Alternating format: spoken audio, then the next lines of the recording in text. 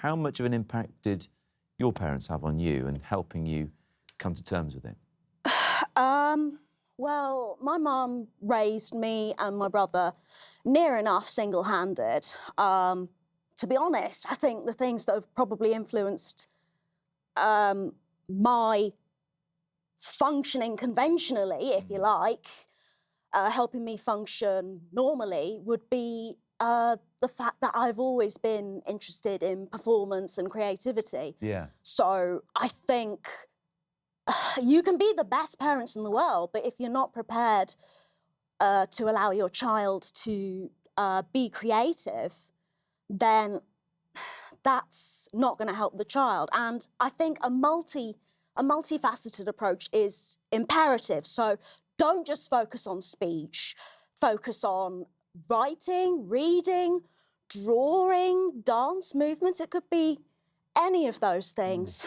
I mean, I've been doing various drama and performance arts classes since, well, from a young age.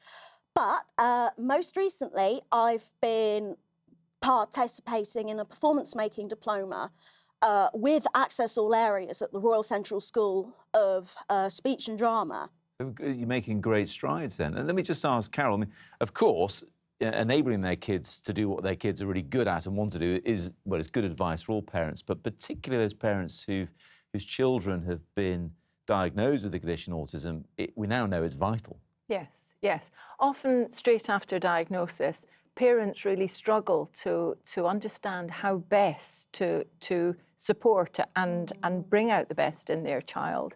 And this research is great because it recognises the role that parents have to play in the development of their child. And it's about that partnership between professionals and parents and how perhaps professionals can help parents to really be able to focus on their child's needs and development. And the perception of the wider world of what autism is, it's a different way of experiencing the world, isn't it, Emma? And I think that's another part of this, particularly in girls, in females, about how underdiagnosed autism is, and there are lessons being learnt there all the time.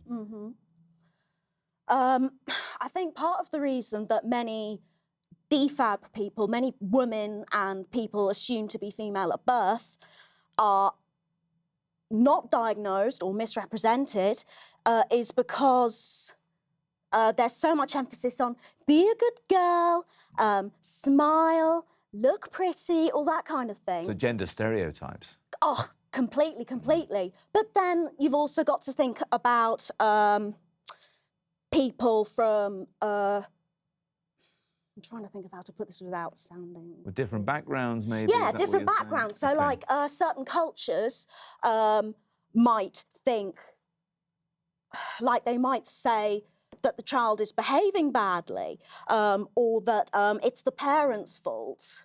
Yes. When it's not. Let's just say the refrigerator mother theory was disproved. Okay. Decades ago.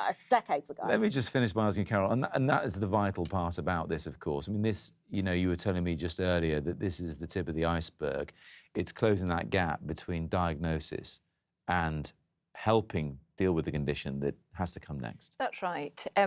Firstly, people need to be able to get timely diagnosis as soon as they recognise that their child might be developing differently. So diagnosis is really important, and then it's really important that all families get the support that they need as soon as possible after diagnosis.